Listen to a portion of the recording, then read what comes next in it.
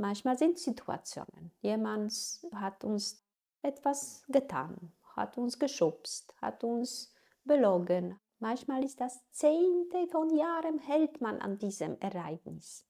Da wird nie der Hass zur Ruhe kommen.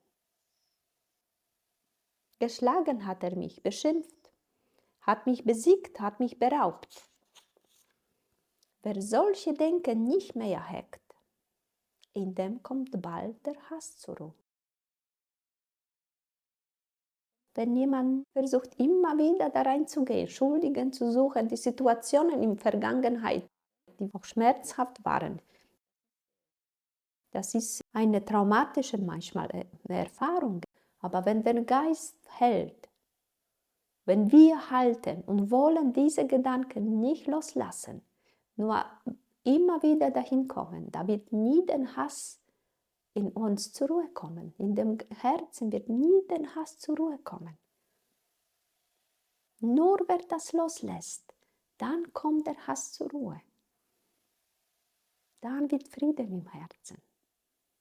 Nicht, wenn der Krieg draußen beendet wird.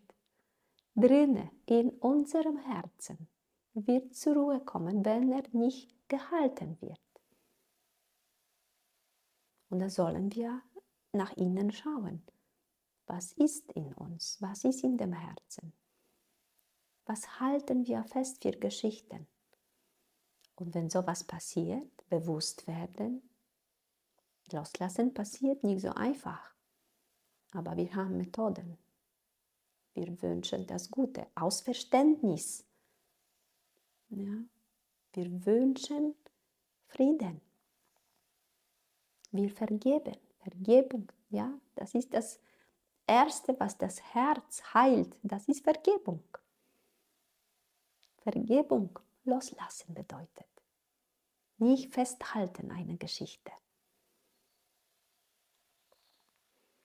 Die anderen aber sehen nicht ein, dass man sich hierin zügeln muss.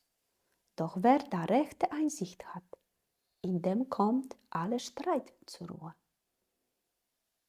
Sind Menschen, die wollen sich damit gar nicht beschäftigen. Die wollen nicht zügeln, den Geist. Aber die rechte Einsicht haben, die Intelligenz benutzen und verstehen, so ist ein Naturgesetz.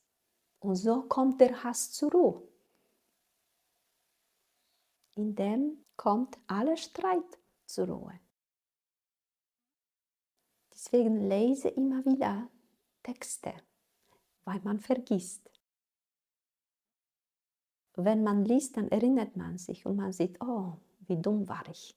Ja, wieder eine Geschichte habe ich da wieder gekaut und dann geht mir schlecht, ich kann nicht schlafen und ich fühle mich schlecht und der ist schuld, die ist schuld und mir geht es immer schlechter und schlechter und schlechter. Wir haben die Einsicht verloren.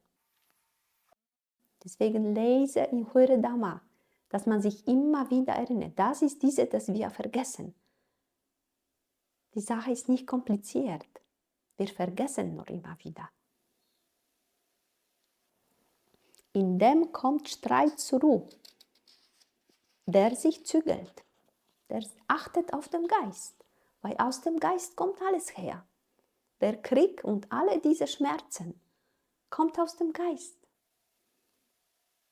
Die gute Nachricht, wir können was machen.